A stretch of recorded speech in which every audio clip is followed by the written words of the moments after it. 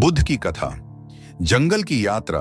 महात्मा बुद्ध के जीवन में कई ऐसे महत्वपूर्ण प्रसंग हैं जो हमें जीवन के गहरे अर्थ और समझ प्रदान करते हैं। उन्हीं में से एक कथा है जंगल की यात्रा, जो उनके जीवन के त्याग, तपस्या और सत्य की खोज का परिचायक है। यह कहानी तब की है जब गौतम बुद्ध ने राजसी सुख सुविधाओं का त्याग कर दिया था। वह सत्य की खोज में निकल चुके थे और अपना सारा जीवन तपस्या और ध्यान में लगा रहे थे। उनकी यह यात्रा उन्हें विभिन्न स्थानों पर लेकर गई, जिनमें घने जंगल भी शामिल थे। राजमहल का त्याग। गौतम बुद्ध, जो कि राजकुमार सिद्धार्थ के रूप में जाने जाते थे, एक समृद्ध और सुखी जीवन जी रहे थे। लेकिन जीवन की वास्तविकता, वृद्धावस्था, बीमारी और मृत्यु का सामना करने के बाद उनके मन में गहरे प्रश्न उत्पन्न हुए। उन्होंने महसूस किया कि इन समस्याओं का कोई स्थायी समाधान होना चाहिए, और इसी समाधान की खोज में उन्होंने अपना महल, पत्नी और नवजात पुत्र को छोड़कर संन्यास का मार्ग अपनाया। उन्होंने निश्चय किया कि जब तक उन्हें जीवन का सत्य नहीं मिल जाता, वे साधारण जीवन व्यतीत करेंगे। इस निश्चय के साथ वे वन, पर्वत और नदी किनारे जाकर ध्यान और तपस्या करने लगे। जंगल की तपस्या। राजमहल छोड़ने के बाद बुद्ध ने कई वर्षों तक कठोर तपस्या की। इस दौरान वे घने जंगलों में भी गए, जहां उन्होंने प्राकृतिक शांति और एकांत में ध्यान किया। एक बार बुद्ध एक घने जंगल में चले गए, जहां वे अकेले थे। यह जंगल अति घना और भयावह था। उनके पास कोई साधन नहीं था, केवल एक वस्त्र और एक भिक्षा पात्र। वहां रहते हुए उन्होंने पाया कि जंगल की नीरवता उनके ध्यान के लिए सर्वोत्तम थी। लेकिन जंगल में कई प्रकार की बाधाएं थीं: हिंसक पशु, ठंड, गर्मी और भूख। बुद्ध ने इन सभी कठिनाइयों का सामना धैर्य और साहस से किया। वे केवल भोजन के लिए गांवों में जाते, बाकी समय वे ध्यान और साधना में लगे रहते। जंगल में मिलने वाला शिक्षक। जंगल की यात्रा के दौरान बुद्ध को कई ऐसे व्यक्ति मिले जो तपस्वी थे और सत्य की खोज में लगे हुए थे। उनमें से कुछ ने उन्हें अपना मार्गदर्शन देने का प्रयास किया, लेकिन बुद्ध ने महसूस किया कि उनका मार्ग सही नहीं था। बुद्ध के मन में सदा यह प्रश्न था कि संसार की पीड़ा का वास्तविक कारण क्या है और इससे मुक्ति कैसे पाई जा सकती है। अंततः उन्होंने निश्चय किया कि आत्मज्ञान की प्राप्ति के लिए उन्हें अपने भीतर ही उत्तर खोजना होगा।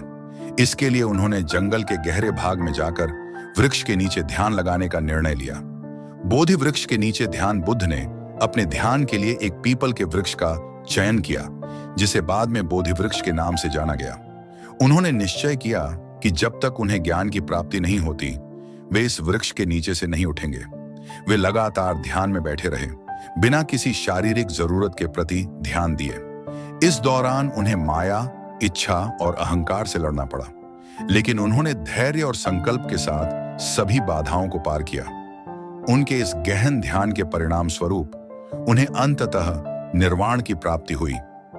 यह निर्वाण आत्मज्ञान की अवस्था थी, जहां उन्होंने जीवन और मृत्यु के चक्र को समझ लिया और संसार की सभी पीड़ाओं से मुक्ति प्राप्त की।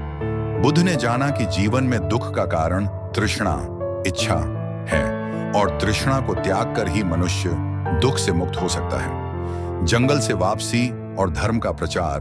बुद्ध को आत्मज्ञान प्राप्त होने के बाद उन्होंने जंगल से बाहर निकलकर लोगों को अपने ज्ञान का उपदेश देना शुरू किया।